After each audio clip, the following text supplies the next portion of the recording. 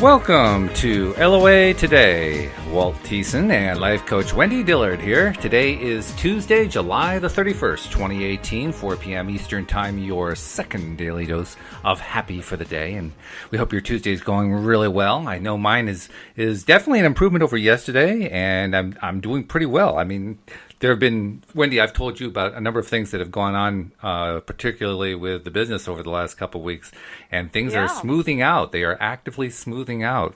Well, we had a really good meeting today. Did you have any doubt, Walt? Really? Did you have any doubt? Yeah, sure. Yeah, I mean, there's always a little bit of doubt. Of course there is. Perfectly honestly, yeah. Now, did I really think it was going to iron out? Yes, I did. I was very confident it was going to work out. But was there a slight amount of doubt? Yeah, sure. There was always a little bit of a doubt until it actually happens. But it happened, and it's happening, and it's in the process of happening. And I like the fact that's well, I know you did. You never do. But no, I mean, finances are starting to smooth out the way I need them to. At least I'm getting the early indications of that, so that's good. And I'm hoping that trend continues. And we had a great meeting today with our sales rep, and she was excited about some new software that we're going to be getting into her hands that'll make her job easier. I mean, all these good things happening, really, really good things. So, cool. Yeah. So that's how my days are going. Good things are happening all the time. They never stop. Yeah. Just sometimes don't take a moment to be aware of them, but I know you do. That's one of the things you're really great at. You love to celebrate, and you love to acknowledge the good stuff that's happening. Yes, well, that's one of the side effects of doing a podcast every day with 7 co-hosts who are all life coaches, because after a while, if you don't do that, they say, well, aren't you celebrating? But I have to say, it really is great to have 2 new co-hosts. Linda and Patty are wonderful, and I'm really looking forward to doing more shows with them. And 7 co-hosts, we're all life coaches. I mean, I feel like I'm the luckiest guy on the planet. You are. No doubt you are.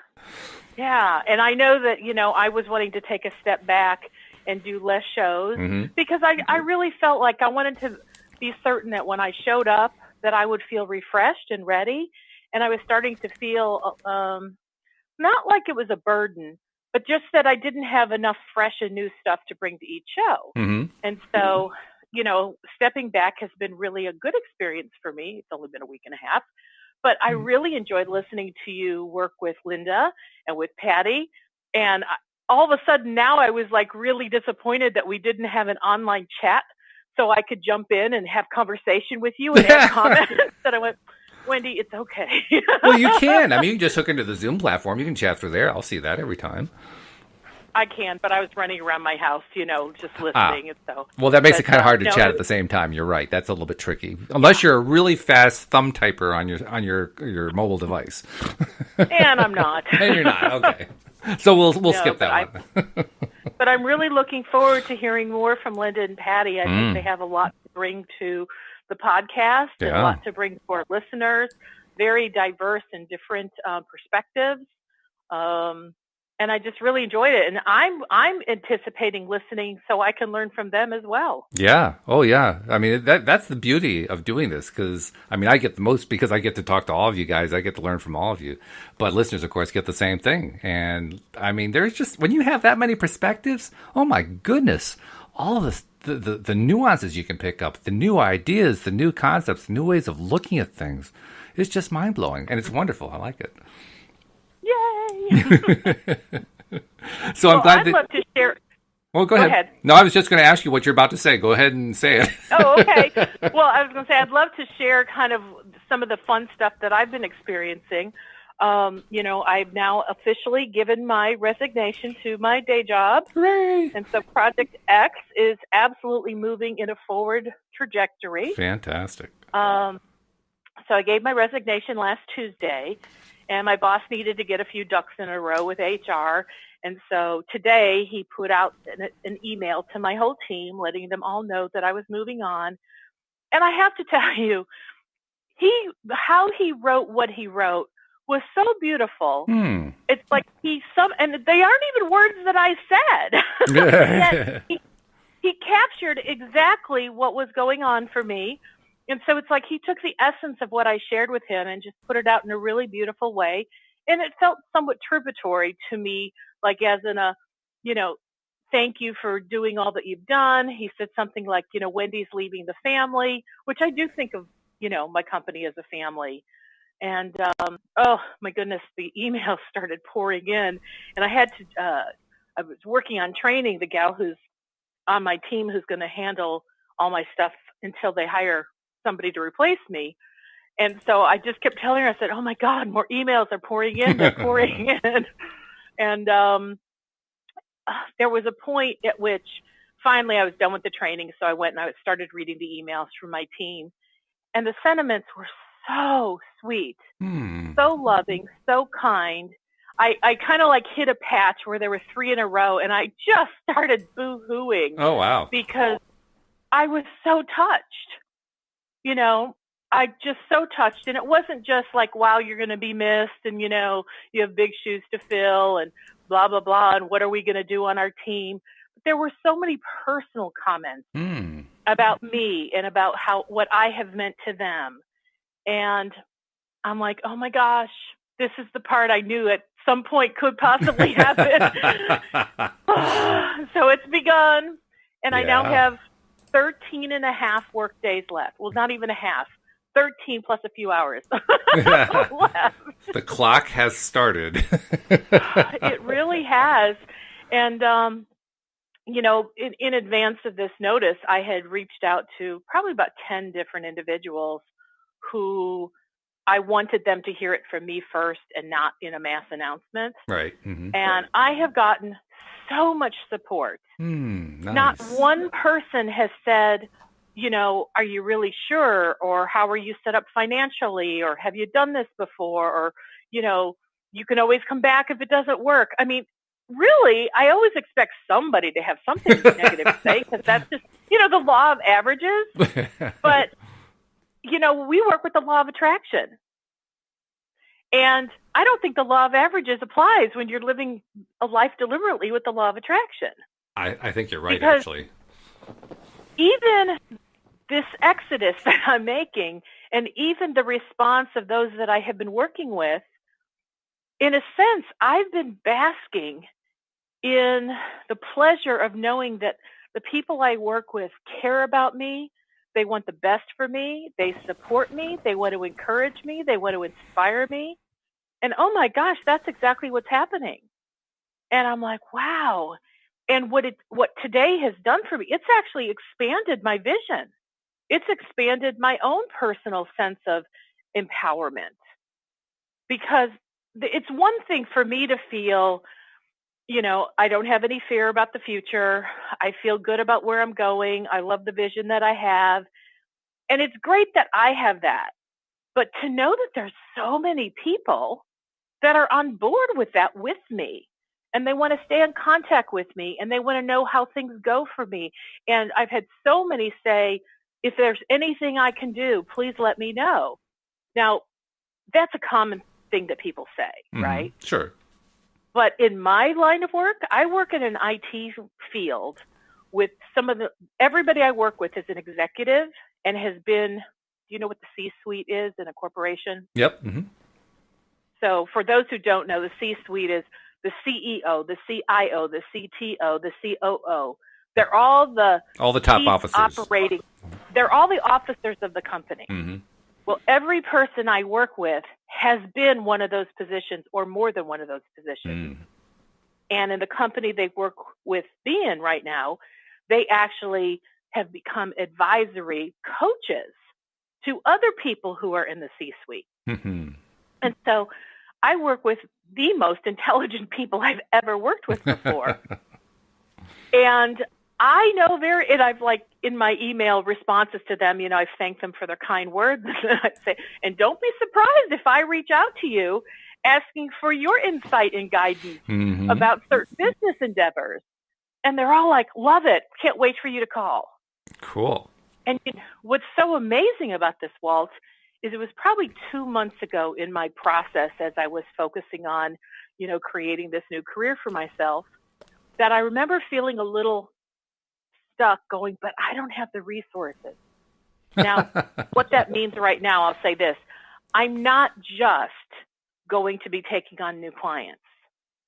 I have a vision that expands way beyond that, that will literally become an empire, a very large business. And I'm going to take on a team of people to help make it happen with me. And so at that point, I was like, but where am I going to find these people who know stuff? And it's amazing to me. I work with them every single day, and now it's like my eyes are open to that. And I realized, because I've been an executive assistant to a team of 50 people, they feel so indebted to me because I've helped them with their resources. When they don't know what to do or where to go or how to find something or how to work through an application, they come to me. And I know the answers most of the time. And if I don't, I know who to contact who will know the answers. And they feel so indebted to me, not in a weird way, but just like, gosh, what can we do to pay you back? You've been so helpful. That's nice. And something happened over the weekend. I'll probably talk about it in a couple of weeks when it has moved further along in the process. But something happened over the weekend that opened me up to being able to ask for help like I've never been able to ask before. Really? Because I've always felt like I'm the helper. And so if someone says, well, can I help you? I tend to go, no, I got it. And something happened on Saturday where I was in a position physically, I really needed help. Mm. And someone said, can I help you? And I said, I would be so pleased if you did. Thank you. And when I responded to him, and it was a stranger, and when I had this internal response, I knew something changed. I knew this was the first time I came from this energetic place of, I don't feel bad or guilty or, oh, I have to do it all myself. It was like, what a pleasure to know that the universe provided someone to help me. He was willing and asked, can I? I loved saying, yes, please. And then he helped me and I just said, thank you. But I didn't feel the need to like go, well, let me pay you, or what can I do for you? Or it was like, I knew that the gesture of him helping me and me accepting it was a beautiful exchange. Well done. Like there was no payment required whatsoever. That's great. And then, something else happened about 3-4 hours later. And again, I was sort of in a position where I kind of needed some help. I wasn't sure if I did or not. And I just asked somebody, would you mind helping me? And it was like, absolutely. What can I do for you? And I told him, like, done. And I, again, reached out for help. I received it. I felt gracious in the receiving of it. And I felt so appreciative. And I know that energetically, I gave my appreciation to the person who did the helping. And then I went on my merry way. And this was when I was out of the house. And so when I got home, I just was really reflecting on these two incidences where I realized something has shifted inside of me, because it felt so good to ask for help. That's nice. Yeah, and it felt so good to not feel like I owe somebody. Right? And so I'm like, this was a perfectly timed thing for me to experience, because now I'm going to be asking people on I'll call them my former team, for some guidance, for some assistance, whether they give me insight or want to have a material part, like they want to actually do some of the work to help move my empire forward. Whatever it is, I know I can ask. And I know that these are people who really care about me. And just like if somebody said, hey, could you help me put a budget together? Well, that's one of my expertises. I'd love to do that. Sure. Oh, can I pay you for it? Heck no. Let me just do it because it's fun. Well, the people I work with, it's all fun for them too. They don't need money from me, but they would probably really appreciate being able to be a part of my future. That's nice. And it's a good place to be in. Just knowing that is like, wow, that's pretty amazing. So I've got 13 and a half business days to come up with how I want to have my own personal farewell, because I asked my boss if I could talk on our regional call, which happens to be my very last day. Nice. He said, absolutely. So he just started last month, which is so cool, where he gives somebody on our team 10 minutes Oh, wow. That's to talk great. about who they are or something they're proud of or something nobody else may know about them. And I said, could I have that 10 minutes? He goes, it's yours. Like, cool. I want to tell people what I'm doing, and I want to tell them kind of how they can help me if they want to. Very and good. that feels awesome. Yeah. So, I didn't just come up with this idea. I feel like whether we call it law of attraction or my inner being or the universe handed me these ideas. And I feel very excited about the direction that they're taking me, because I feel like on day one of my new career experience, I'm going to hit the ground running. I'm not going to go, what do I do now? I'm going to hit the ground running because I'm in the prep work.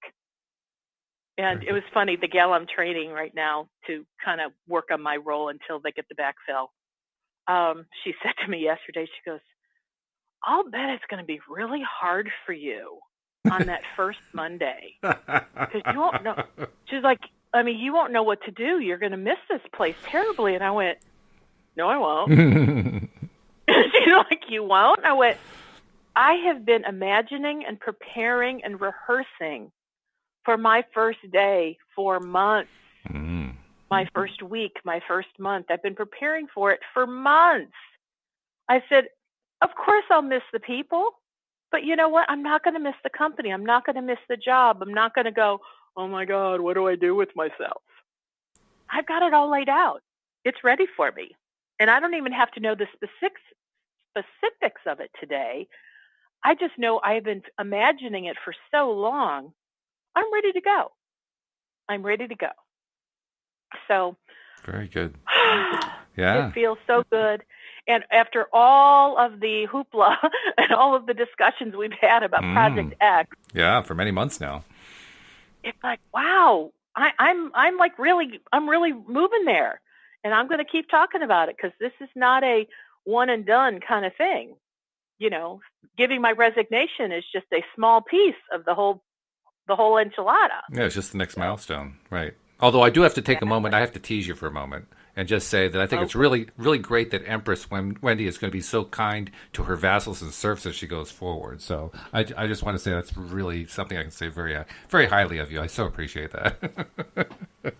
I don't think I caught some of those words. Empress, what was that word? It was Empress Wendy and her vassals and serfs.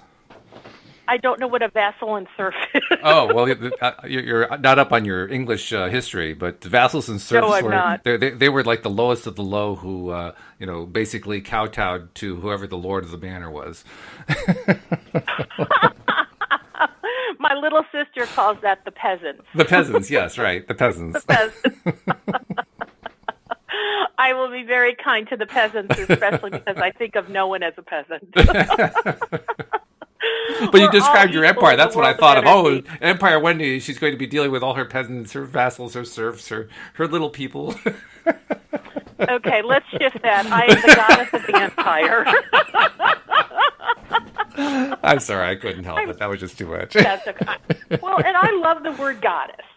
My sister calls me the queen. I said, no, goddess works. Goddess. She's like, okay. Because she likes to be the princess, so I'm the goddess. Mm-hmm, okay. And I love the idea of saying I'm building an empire.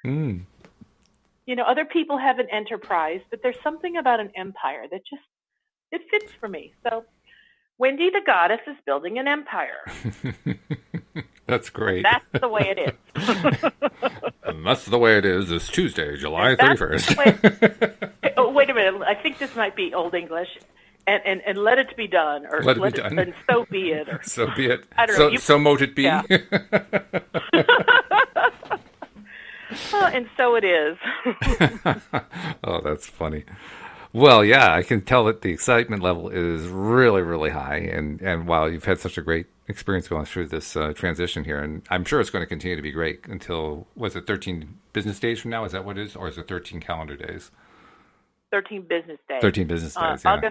August 17th is my last day. Right, yeah, okay. Well, that's pretty exciting. It's becoming as real as it can possibly be, that's for sure. Yep.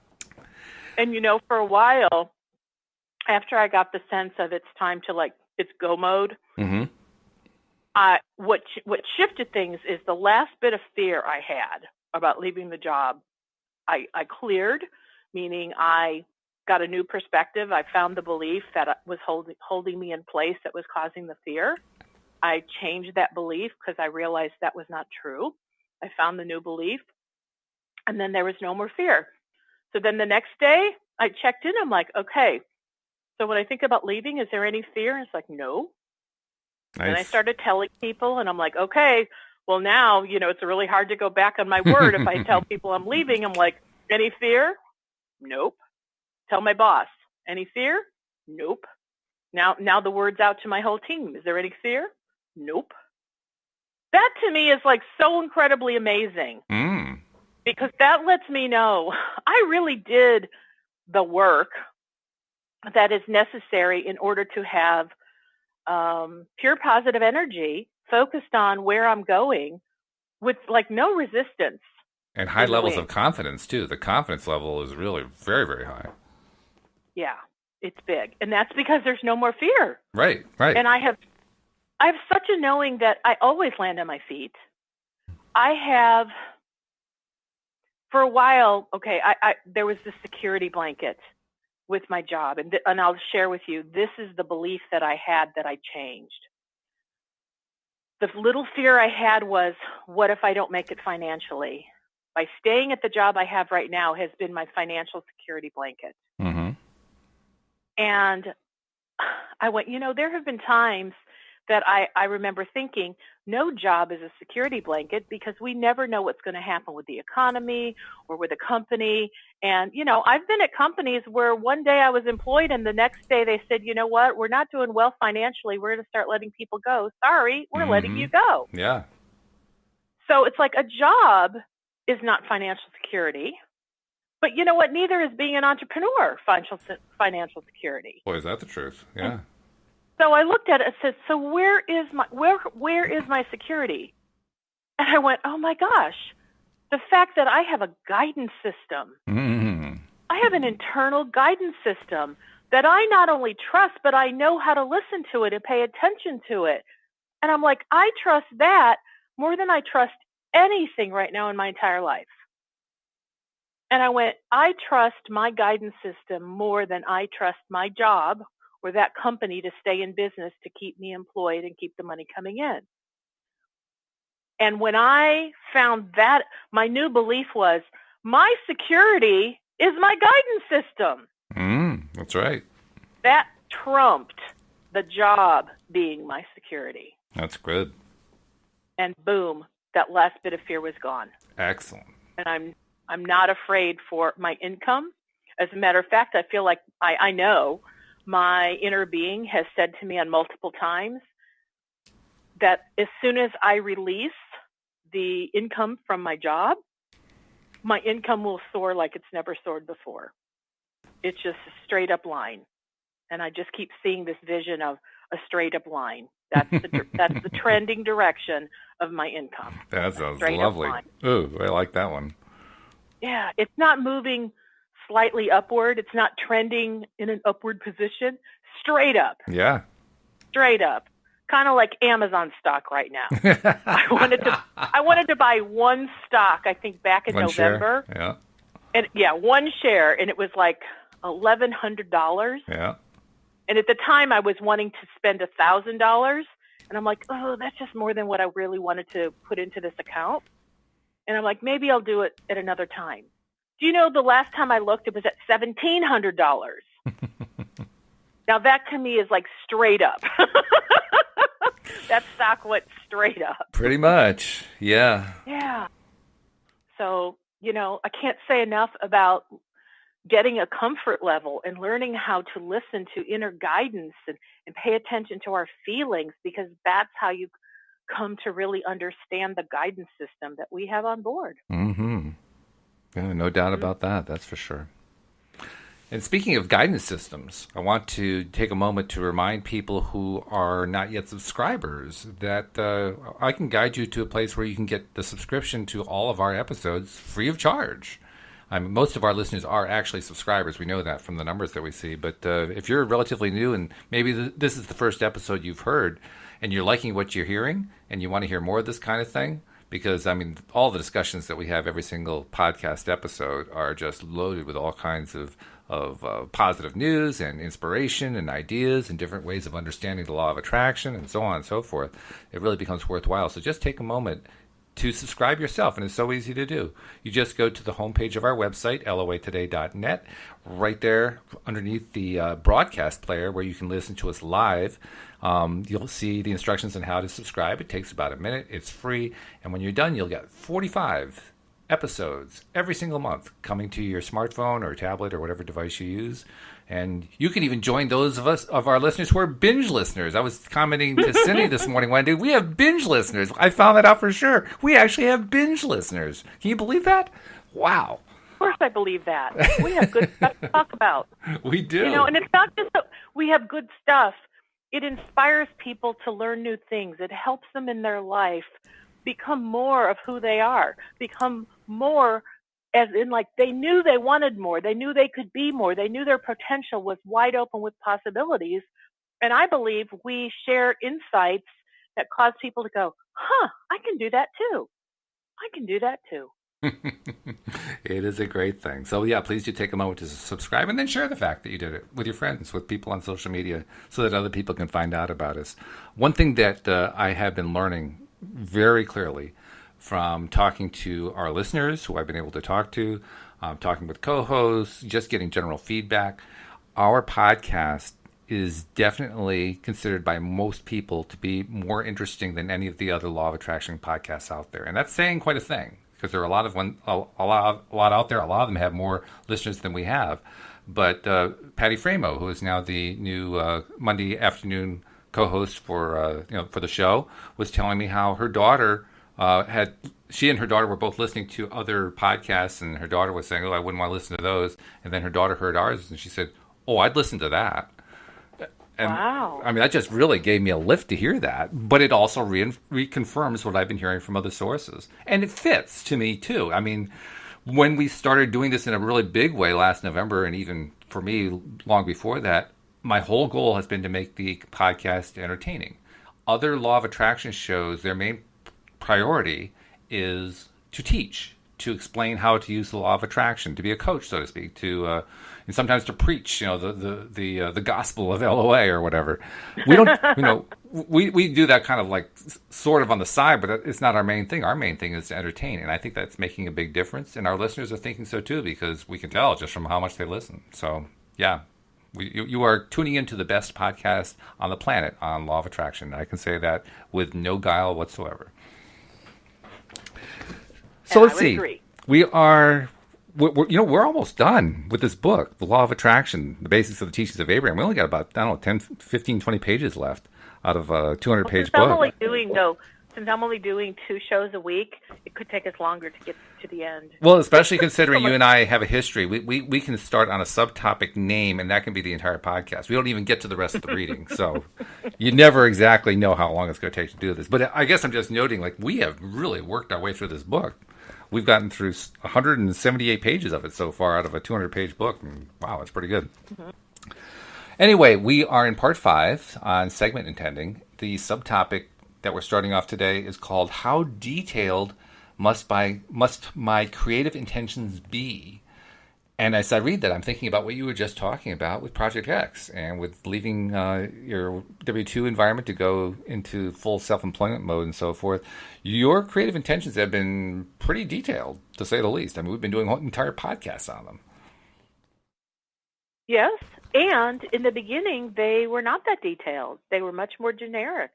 They have gotten more detailed as I've gotten further into the process. So apparently, let's see what they have to say, and then I'll kind of add more to that. Well, apparently being detailed is important, and it's something that you kind of grow into, according to what you're saying. So you're right. Let's see what they say. Jerry says, as we intend forward motion, how detailed should we be in the ways or the means, and how specific should we be in the outcome or the manifestations of our intentions? And Abraham says, you want to be detailed enough in your thoughts of what you want that you bring forth positive emotion about it. but not so detailed that the thought of what you want brings forth negative emotion. As you vaguely intend something, your thought will be not so specific. Or actually, it says, as you vaguely intend something, your thought will not be specific enough and therefore not powerful enough to bring forth the power of the universe. But on the other hand, you can become too specific before you have collected enough data to support your belief. In other words, as you become specific, but it challenges your existing beliefs about that subject, you may find yourself feeling negative emotion. And so become specific enough in your intentions that you bring forth positive emotion, but not so specific that you bring forth negative emotion. That kind of ties in with what the story has been for you, because you start off with very generic, vague, almost kind of I don't really have all the details, but here's where I'm going plan. Yeah, I mean, I understood, and I had the essence of what I wanted. I knew I wanted to do something that felt good, where I woke up feeling challenged each morning, where I could make a difference in talking with people, where I could use my law of attraction tools. I mean, that was kind of it. I didn't really know much more. And on occasion, when I tried to imagine, like a day, what it would be, talking to a client and, talking to someone who's interested in hiring me, and then we get to, they're really excited, and then we start talking about the money, and then all of a sudden they're like, oh, I don't know, that might be more than I can afford. And then I would start freaking out. When I had those visions, those were bringing forth negative emotions. Mm-hmm, they would. Because at that point, I mean, now this is back in January, at that point, one of my concerns was that people can't afford me. And so I recognized at that point it was necessary that I go back to a little bit more generic and stay focused on making a difference in people's lives and how good it feels when I do so, and just letting the money part stay out of it. And do you remember why you decided to kind of go more generic at that point in time? Because I was very aware that as I focused on this vision, and once I got to the point that the money was being addressed, it caused negative emotion in me, because I started focusing on people can't afford me. And when I focused on people can't afford me, that certainly, I knew that was not going to move my vision forward. And so I knew enough about how to do this from law of attraction teachings and from Abraham Hicks, which is then go generic. Okay. And so I left the money piece out of it. And I purposely said, you know what, universe, you know how to handle the money. I'm going to stay out of it and stay focused on feeling good. I'm going to stay focused on, I know that, this is moving forward. I know this is in my vortex. I know that I have been desiring this for a long time, so that there's a lot of intensity and motion and momentum to bring this forward. And that to me is more generic. But like, I know there are people that I learned goal setting from that talked about being very specific to the point where they say, okay, like here's one that I was working with a leader of some personal development a while ago. And when I say working with him, it's like I had purchased a course, so I was listening to him on the webinar. And he was talking to one specific person, and he had said, so when you are able to do this email marketing in a way that you're getting lots of clients, tell me what your goals are. And he said, oh, I want to get, let's just say, a red Ferrari. And he goes, okay, tell me more. So, set your goals, be really positive. And he's like, I see the gold Ferrari sitting on my driveway. And this leader said, tell me when. And, let's say he said September 1st of 2018 at noon. Well, for me, I listened to that and I went, ooh, what this leader is teaching is how to set a goal, but he didn't do what Tony Robbins calls an ecology check. An ecology check? Which is, yeah. So the ecology of that, or, I don't even know why I use that word, except that's what popped in my head. It reminded me of this. But I would say, let's do a belief check. Ah, yes. Okay. Let's do a belief check. How much do you believe that you're going to be able to create enough business by September 1st of 2018 at noon that you're going to be able to purchase a red Ferrari? Now, because I read energy, I had already read this guy's energy, and the answer was 0 to none. There's no way, according to his current beliefs, that was going to happen. It was more in what I call the wishful thinking category. Sure. Which I've come to define as your beliefs are not lined up. They're not really believable. They're more in your wishful, hopeful category. Or more precisely, you don't believe them. Because that's really what it comes down to. You got to believe it. And deep down, you don't believe it. That particular person who was desiring the red Ferrari, I tapped into his energy, and he did not believe that was even possible. Right. It's just something he so wanted so bad. Right. Of course, yeah. And so in my process, and to bring this into what we just read, when I was going down envision what it'll be like, working with your clients in your new business, I took my vision beyond what I truly could believe for. Now, I had no problem believing prospects calling me. I had no problem believing that I was comfortable conversing with them. I had no problem believing that they would want to work with me. And so it was like, yes, this is good, this is good, this is good.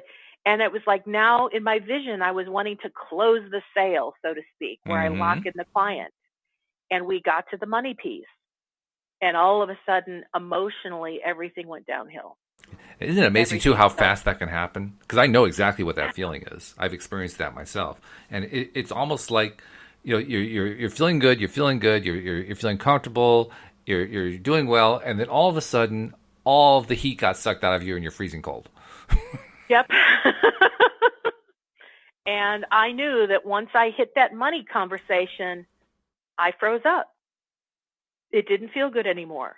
I started to get nervous. I started to have thoughts like, am I even going to be able to do this business? Can I even believe that somebody wants to pay me this kind of money? And if I can't make X amount of dollars per client and so many clients per week, I'm not going to be able to leave my day job. And so, the snowball effect of where my thoughts went, well, if this, then that, and if this, oh my God, then that, and if this, then oh my God, it gets even worse. Talk about a downward spiral. So when you ask the question, how did I know to go generic? It's when I felt that way, when I felt really bad. And I went, I really took a huge detour from my original course, which was I was picturing, envisioning, beautiful conversation, people finding me from my website. We're having great rapport. I'm feeling really confident that I can help them. And I could tell based on their part of the conversation, they were feeling like, yeah, I know Wendy can help me. My life is going to change. It's going to look great. And it's like, then do you want to work with me? Oh, yes, absolutely. And then I say, okay, well, have you seen, my pricing? And they're like, no. And I'm like, okay, well, let's go to my website and let's look at this together. And then they go, whoa, oh, I can't afford that. Mm-hmm. And then all of this excitement just goes, ugh. Just gets sucked right out. And it got sucked right out. Yep. And that was the moment when it went, ugh. That's my signal to say, get off that thought process. And that's too specific for what I could believe at that time. Right. Yeah, that's good. And it also pointed to where I needed to do some work, which was, so how is it that I don't believe it? And I knew that in order to get beyond where I was in that visioning was to find out what my inner being really thought about me and making money. I knew my money beliefs had to change to get beyond that. And what was fascinating is when they did get beyond that, I raised my prices. It's funny, too, because when you're in that kind of a space emotionally and mentally, and you're starting to feel that doubt, like you say, the smart thing to do is to kind of pull back and make things more generic in terms of what you're asking for and so forth.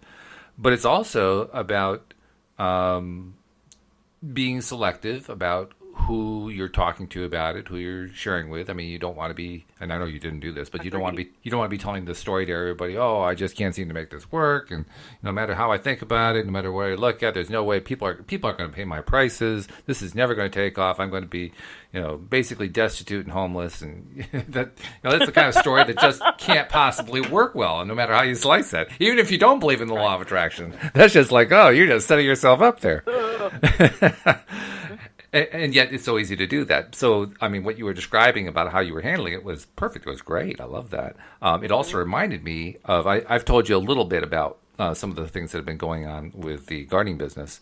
And without getting into the details, we had a meeting last week in which it was a high-level meeting. Louise and I, our general manager and the assistant to the general manager, and we were just talking about the financial situation with the company, and I was laying out the details to them. And one of the overall problems, this is a problem that many companies have, so I'm not really giving anything away by telling this, but like many companies, particularly service companies, we bill on an hourly basis. And whoever is actually doing the work, that's what the billing is based upon. But there are also people who are non-billable, so you have both billable hours and non-billable hours, right? And it had been getting to the point lately where our billable hours were almost as high as our non-billable hours. Or more precisely, the non-billable hours were almost as high as the billable hours, which means we were just diluting whatever value we were getting out of the billable hours. It was getting very expensive compared to what it would normally be.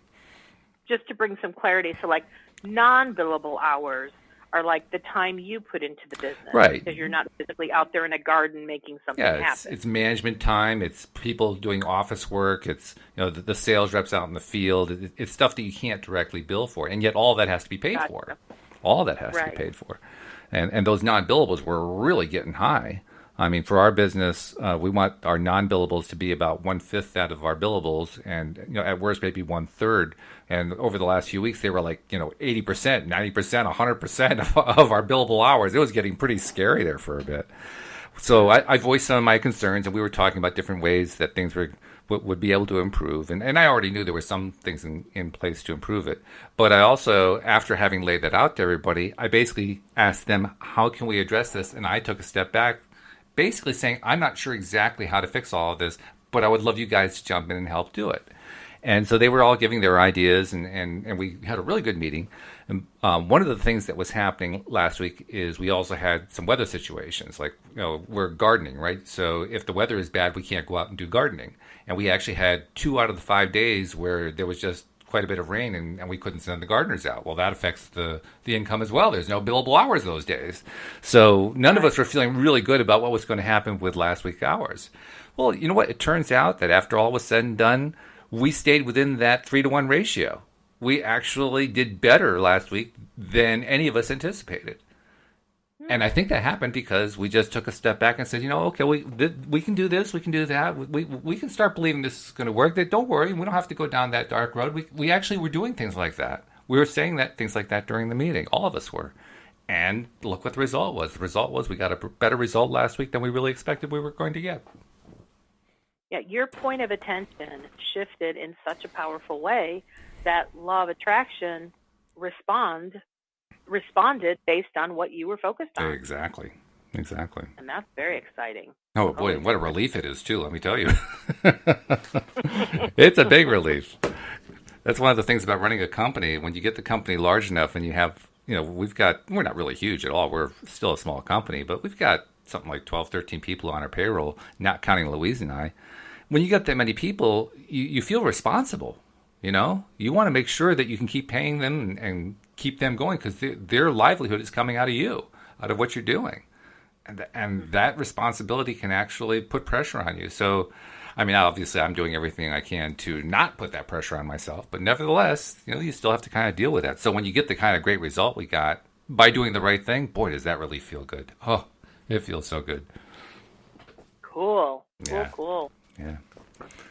So shall we move on to the next section? Yeah. Okay, this one is entitled, Must I Regularly Repeat My Segment Intentions? That's a good question. I don't think I've ever thought about that one. Jerry asks, Abraham, let's speak more in terms of segment intending, since it would be very tedious to give our attention to every small detail involved in every moment. could we not just intend safety, say, the first thing in the morning? And then wouldn't that keep us safe for the rest of the day?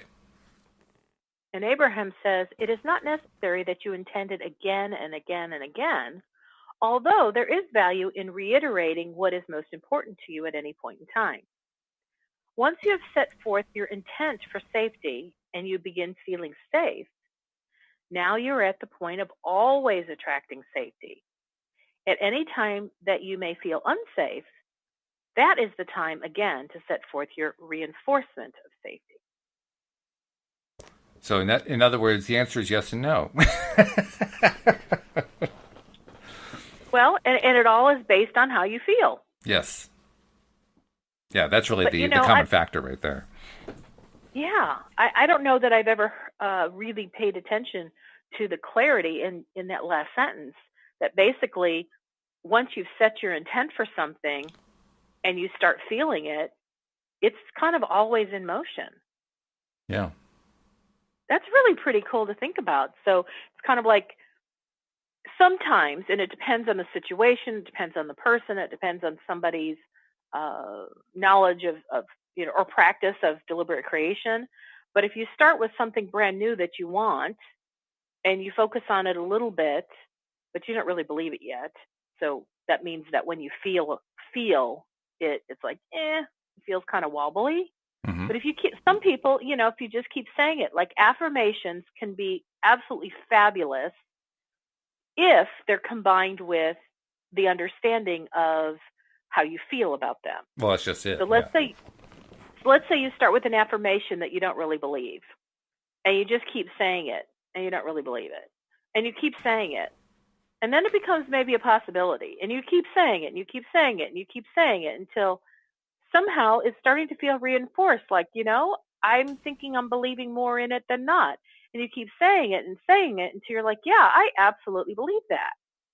So what I'm hearing Abraham say is once you're at that point where you're like, yeah, I believe that, you can kind of let go of the affirmation because it's now locked in. Mm-hmm. You've done the work to get to the point you believe it. And now once you're in a state of believing that specific something, it's like law of attraction is constantly responding to that active belief that you believe in. Now, if something or somebody or some circumstance comes around and takes a punch at that belief, because now there's some new evidence and you go, oh, I don't know that I believe that anymore.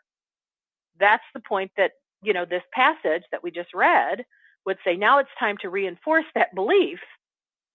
And maybe you go back to saying the affirmation again, or maybe you find a new one to support it. But I love the idea that once you're at a point that you really believe something, it's locked in. You got your belief going. And there's actually a little bit of a cautionary tale there, because you can also lock in something that doesn't serve you. But from the point of view of being a deliberate creator, that is really quite reinforcing. It's quite assuring, actually, that.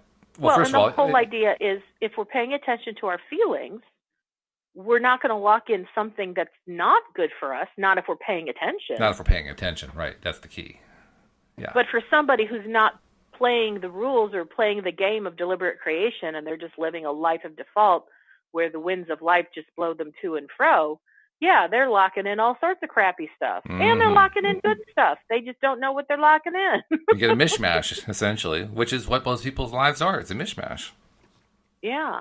And so when I was saying earlier that on the day that I shifted my belief from I'm using the job as my financial security to, oh, wait a minute, no job is financial security. My guidance system is my security. Which is very cool. It's my financial security. It's my relationship security. It's my health security. It's my security on all fronts.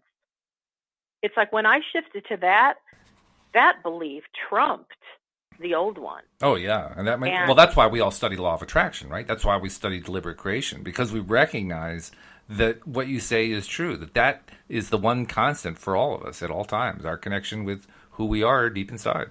Yes. And so I don't affirm that every day now. I didn't even affirm it once. I just know that my inner being and my guidance system is so powerful in my experience that I didn't have to do any affirmations or anything to believe that one. It's funny you say that, too. It's really funny you say that, because I have had lots of doubt that I've dealt with where this whole law of attraction thing is concerned. And certainly there have been times where I've wondered whether the information I was getting from inside was accurate. But I've never actually thought about putting out there, wondering, can I really trust my inner being? Maybe I should put out affirmations saying I trust my inner being. That never occurred to me. I wonder why that is. I mean, with all the doubts I dealt with, it never occurred to me to do affirmations on my inner being. I think because it just wouldn't have felt right. Because I think deep down I really did believe I had a connection, and that the connection was real, and that I could trust it. Which is strange, because I've just said just now, I didn't trust it, but I trusted it. And they're both true. They're both true. That's so weird about it. Well, and that is something... Okay, so back in my scenario where I was feeling like I couldn't leave my job because that was my security blanket, mm-hmm. I did completely trust my guidance system. Which is great. So I did have the juxtaposition. I believed one and I believed the other, but I never compared the two and talked about them together. And I think that's what you're referring to. Mm. So when I acknowledged I'm really holding on to my job because it's my financial security. Right. But I had never really asked the question, is that really security or is it an illusion? And what is real security for you? And it's like that whole thing was like one teeny conversation, didn't last very long, but it was enough for me to recognize, oh, I kind of put myself into two contradicting beliefs. I believe my job is how I get financial security, but I believe my inner being is my security. And so I just kind of looked at the two together, and immediately I had the awareness, oh, wait a minute. A job is not secure. My inner being, totally secure. I knew when I came onto this planet in human form that I would have an internal guidance system that would be available to me 24/7.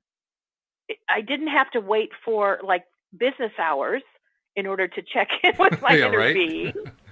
My inner being's with me everywhere I go at all times. Yeah, there's never a sign on your inner being that says, sorry, out to lunch, back in an hour. Exactly. Or right? off on another planet having another adventure. Be back later. Go on fishing. Exactly. And as we've talked before, I mean, I've spent most of my life developing my trust in my inner being. Now, I don't believe it has to take somebody their entire life like it did me, because I had so many contradictory messages, and my religion was telling me one thing that was different than what I was getting inside, and blah, blah, blah, blah, blah. I think most of us had stuff like that. Yeah, for sure. I mean, we've all had something like that. We all deal with that kind of thing.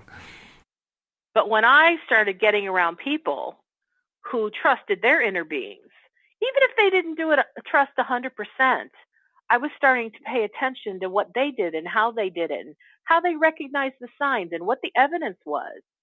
And then I started doing it more, because I would say really the last year of my life has been where I went from vacillating with the guidance that I received to being absolute rock solid in what I receive. And that's why I could go from being afraid of losing my daytime income from that daytime job to absolute certainty that my inner being is going to lead me and guide me to have a trajectory of income that goes straight up, absolutely straight up. And I have such a belief in not only my inner guidance, but I also understand money better and how I relate to it. And I realize now, because now my evidence has been, because my belief has been, I can spend anything I want and more money keeps rolling in. I can never spend more than what I make. Not because I'm on a budget, but the way my energy has been redefined, because of the beliefs that I have that have been redefined, I'm always earning more money than I can spend. That's a belief for me now. So do you think that there's a tipping point? You develop your trust in your inner being and your communication with your inner being over time. and then you reach a point of no return, so to speak, a point where all of a sudden everything kind of kicks into gear. Do you think there's such a tipping point, or is it just something that kind of just gradually happens over time anyway? I definitely believe in a tipping point. You do? Okay. Oh, yeah, I definitely do. There have been specific places in my life where I have felt things went from, not sure, I think maybe, where I'm back and forth to, oh, no, I'm feeling more powerful about the thing that I desire. And sometimes I even hear you've just hit the tipping point. Really? Oh, yeah. Because, I love... You get that as an actual concept like that. I mean, like an actual message, you just reached a tipping point, it actually comes through that precise? Yeah. Wow. Oh, yeah, because have you ever seen the image of a glacier where the part of the glacier that's under the water that we do not see is always much more massive in size than what's above the water that we do see? Right, yep. Well, in some business circles, and I love this, I have this on my wall, on my bulletin board, somebody took a picture of a glacier and wrote down all these things under the water of like things that are happening for your personal development, that's going on under the water that nobody sees, but we're busy doing it. And then what happens right when it breaks through the water, the little things that you see. And then there's stuff at the top of the glacier. And it's like there's so much more effort and work that's done that we never see. And that's why sometimes I think people don't really necessarily follow through to the thing that they desire, because they can be so impacted by what they can't yet see as evidence that they're making progress that they quit. And so I have used the glacier metaphor, and I also call it the tipping point metaphor, for years in my life. And here's how I would language something. I'd say, you know what? Just because I don't see the evidence doesn't mean that things are not moving on my behalf. Because I know the things that I have accomplished. And just because I haven't hit that tipping point where all of a sudden I'm making more money than what I'm spending, I'm going in that direction. But see, then there comes a point where I would say with my finances, I was living paycheck to paycheck for many, many years. And then there came a point where I was still living paycheck to paycheck, but I actually had what I would call discretionary money, meaning it didn't have to get spent on a bill. I didn't owe somebody. I didn't owe the electric company or the phone company or my cell phone company. It's like there was actually an extra couple $100 from my paycheck. And I went, oh my God, I could spend it on whatever I want. There you go. And I had a long list of things I wanted. So I kept spending and spending. Every time there was that little extra money in my checking account, I was spending it. Mm-hmm. And then there came a point I had bought all the little stuff that I wanted. And then the extra money just stayed in my checking account. Yeah. Until it started building. And then I paid off some really big bills. And now that extra money didn't have to go to the credit card company anymore. So it just was in my checking account. That's pretty good. And I remember when I got to the point there was $2,500 in my checking account. I'm like, oh my God, I've never had this much money. That didn't have to go somewhere. And I just had this knowing something has shifted inside of me. And we're only going to go upward. And that number has increased and increased and increased and increased. That's pretty good. And so now if let's say something comes up and it's $600 and I want it, I just ask myself, would this be a good use of my money? And if I get a yes, I buy it. I don't owe it to a credit card. I buy it and I'm paying for it right then and there. But that's because I got with my monetary situation beyond a tipping point where I now make more money than my expenses. So you define the tipping point very precisely then. It's the point where your income truly remains above your expense level.